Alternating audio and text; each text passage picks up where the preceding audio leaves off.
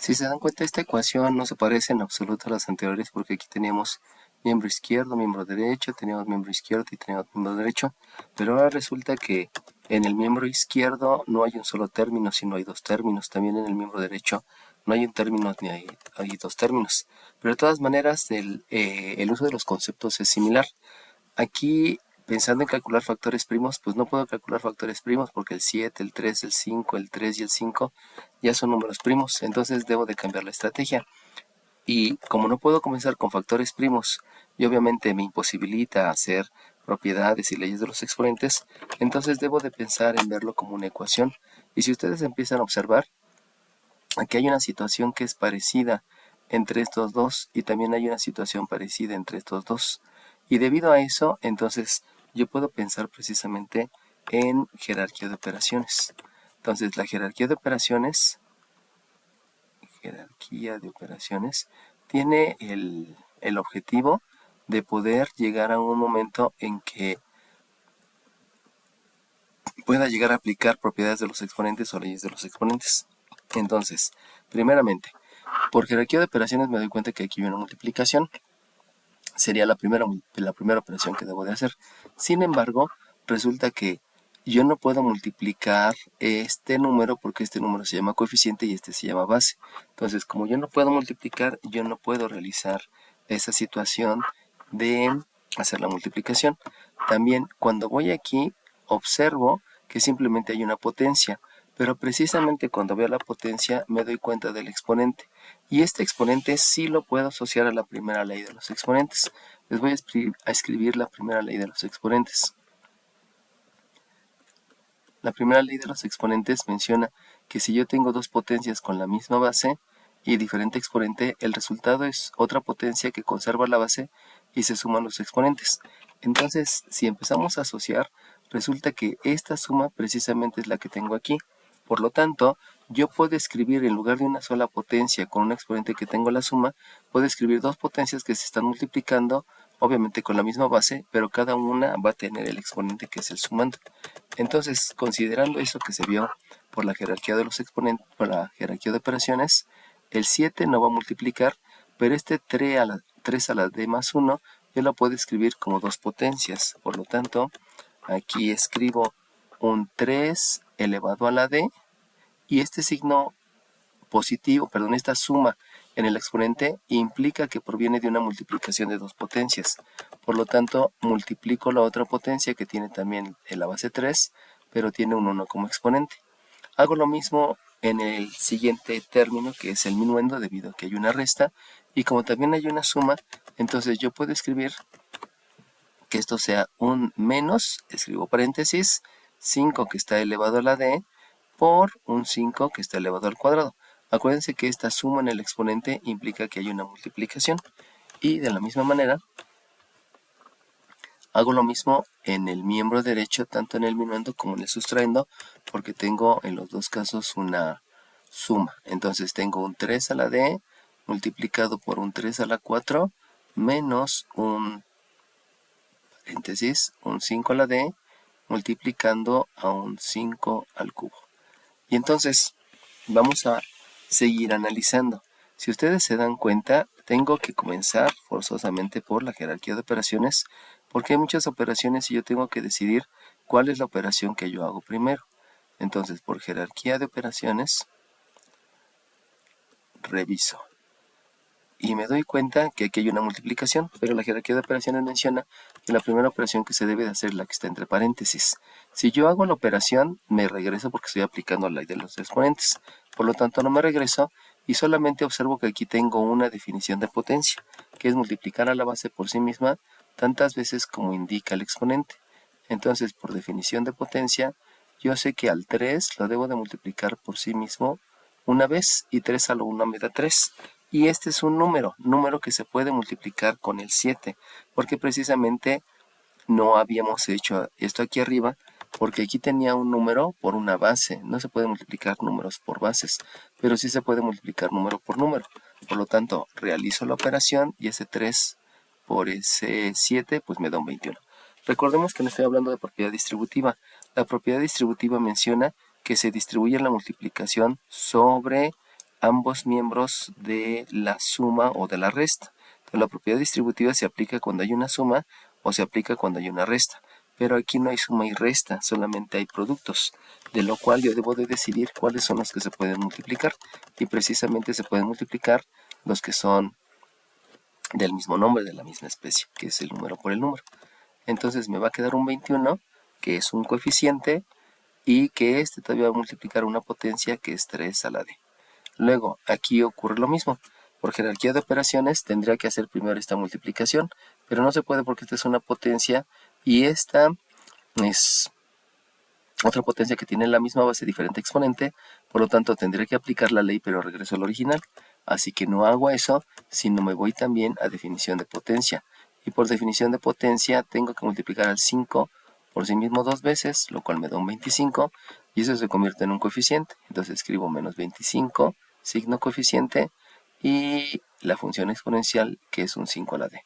En el miembro derecho hago lo mismo, aquí tengo una definición de potencia, que es multiplicar al 3 por sí mismo 4 veces, lo cual me da resultado un 81, y este 3 elevado a la d, pues sigue siendo 3 elevado a la d, porque es una función exponencial, y aquí tengo un 5 al cubo, por lo tanto al multiplicar el 5 por sí mismo 3 veces, obtengo un 125, que está multiplicado por una potencia que es 5 a la d.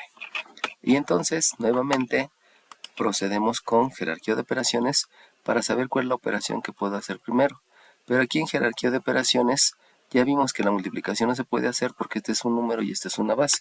Entonces tenemos que proceder a realizar la resta. Pero para realizar la resta necesito verificar primeramente que sean términos semejantes. Si son términos semejantes, lo puedo hacer. Ahora bien, ¿cómo me doy cuenta que son términos semejantes? Pues por la función exponencial.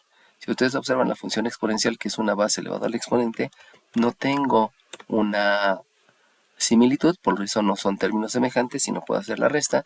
Sin embargo, en el otro miembro sí tengo términos semejantes. Por lo tanto, como tengo términos semejantes en ambos miembros de la ecuación, lo que procede es hacer una operación inversa en el otro miembro. Por lo tanto, aquí me doy cuenta que hay 81 y aquí hay 21.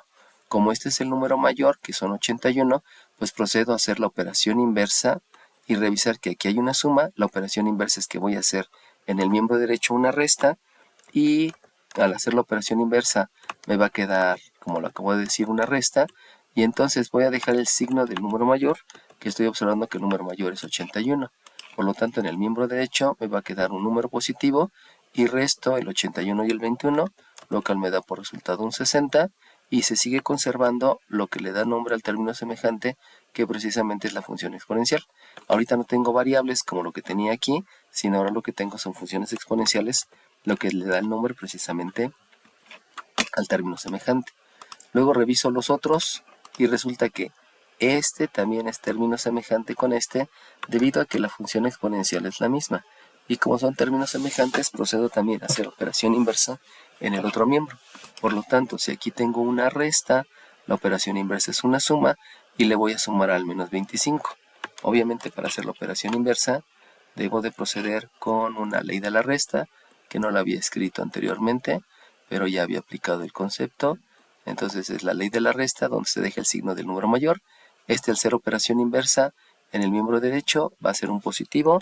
Como es más grande el 125, entonces va a quedar el signo positivo, y solamente hago la resta del 125 con el 25, lo cual me da por resultado un 100, y conservo el nombre que le da al término semejante, que es la función exponencial, que es un 5 a la d. Nuevamente, procedo con jerarquía de operaciones para saber cuál es la operación que realizo primero. Si se dan cuenta, no puedo multiplicar este número por este 5 porque uno es base y el otro es coeficientes, y también estos dos no son términos semejantes. Sin embargo, me doy cuenta que este es un número y este también es un número, son coeficientes, y esta es una potencia y esta es otra potencia. Por lo tanto, sí puedo pensar en dejar en un solo miembro todos los que se parecen. Por lo tanto, realizo nuevamente la operación inversa, y esta que es potencia la voy a escribir en el miembro izquierdo utilizando la operación inversa. Como aquí está multiplicando, la operación inversa es que debe dividir a ese 5D, por lo cual dejo escrito el 5D que va a ser dividido entre el 3D.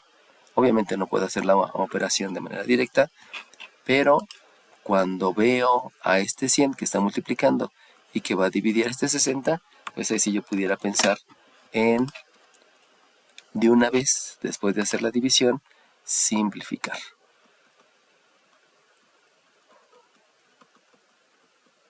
la fracción. Y si yo simplifico la fracción, acuérdense que hay que dividir numerador y denominador entre el mismo número. Entonces, este número lo puedo dividir entre 10, este número también lo puedo dividir entre 10, y entonces resulta que lo que voy a escribir, en lugar de 60 cienavos, voy a escribir 6 décimos. Y si observan, todavía se puede simplificar la fracción nuevamente. Entonces, primeramente vamos a ver qué es lo que ocurre en el miembro derecho. Y en el miembro derecho observo que tengo el mismo exponente. Como tengo el mismo exponente, entonces puedo aplicar la segunda propiedad de los exponentes. Y la segunda propiedad de los exponentes menciona que si yo tengo bases diferentes y el mismo exponente, puedo escribir la división de las bases y dejar expresado un solo exponente que es el mismo para las dos. Por lo tanto, aquí puedo escribir un 5 tercios que está elevado a la d, y aquí simplifico la fracción.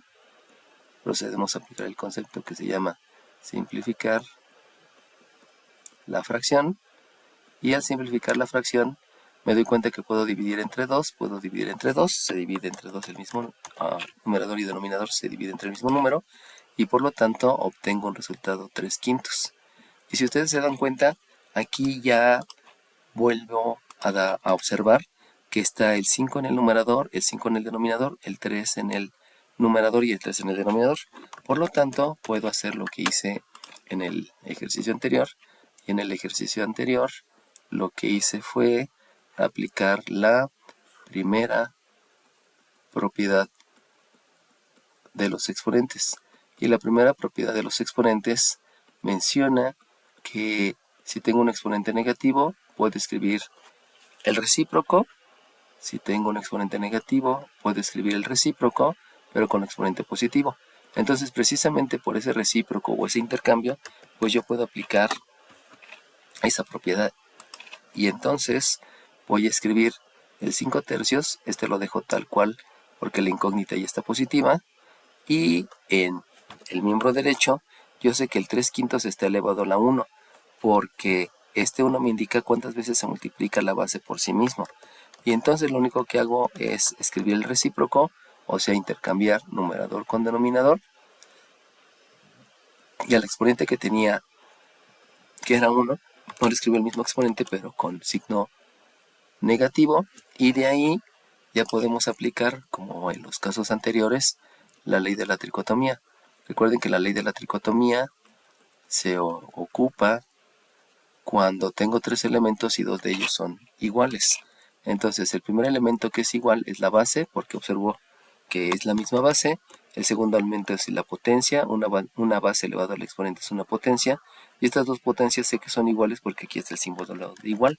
Por lo tanto, al haber dos elementos iguales, el último elemento también es igual, que precisamente es el exponente. Y con eso ya estoy obteniendo la solución de la ecuación.